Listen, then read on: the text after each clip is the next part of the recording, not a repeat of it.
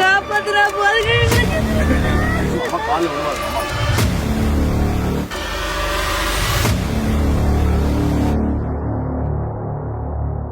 எல்லா கட்சி சார்ந்தவங்களும் வந்து பாருங்க, உங்க படுற கஷ்டத்தை தெரியும். 22 வருஷமா கஷ்டப்படுற இவங்க நம்ம நாட்டு மக்கள் தானே, தமிழ்நாட்டு மக்கள் தானே, இல்ல வெளியிருந்து வந்த அகதிகளா? தமிழ்நாட்டு சேலத்துக்குள்ள இந்த பணமர்த்தப்பட்டு ஒன்றியத்தில் அகதிகளா இருக்காங்க. விவசாயி நம்ம அழுவும் போது உயிரே போயிடுச்சு. நம்ம எல்லாத்தையுமே சாப்பாடு போற தெய்வம் அவங்க தான். அவங்க நீங்க அழுதுகிட்டு உட்காந்துருக்காங்க 22 வருஷமா. பணமர்த்தப்பட்டு ஏரியில் 22 ஆண்டுகளுக்கு முன்பு நீர்நிலையை ஆக்கிரமித்து விவசாயிகள் விவசாயம் செய்து கொண்டிருக்கிறார்கள். அவர்களை அகற்றுகிறேன் என்ற போர்வையில் அத்திப்பட்டி சூரியூரை சேர்ந்த விவசாயிகள் இவங்க வந்து காலங்காலமாக கிட்டத்தட்ட 200 ஆண்டு காலமாக இங்கே வந்து விவசாயம் பண்ணிட்டு இருக்காங்க. ஆயிரக்கணக்கான தென்னை மரங்கள் இருக்கு, நூற்றுக்கணக்கான கிணறுகள் இருக்கு. அந்த வீடியோவை நான் பார்த்தேன்.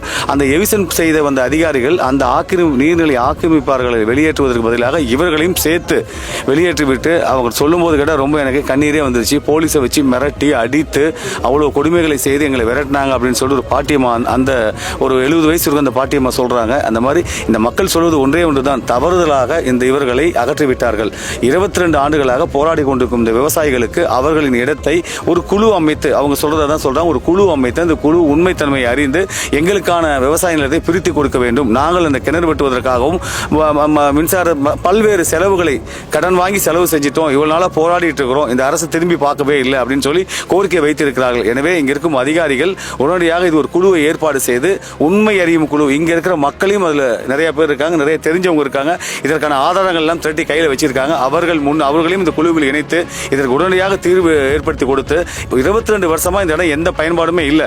வரும்போது எனக்கு ஒரு வழிகாட்டினாங்க, அதான் ஓடை 2 ஓடை போயிட்டு இருக்கு, 2 ஓடை. இதை அந்த ஓடையை விட்டு இந்த இடத்துல ஓடையே இல்லை, இந்த வழியாக தண்ணீர் வரும் என்று தவறுதலாக அவர்கள் அதிகாரிகள் இந்த இடத்தை தேர்வு செய்து விட்டார்கள் அப்படின்னு சொல்லி இந்த மக்கள்கள் எல்லாமே எல்லா கருத்துக்களையும் சொன்னாங்க.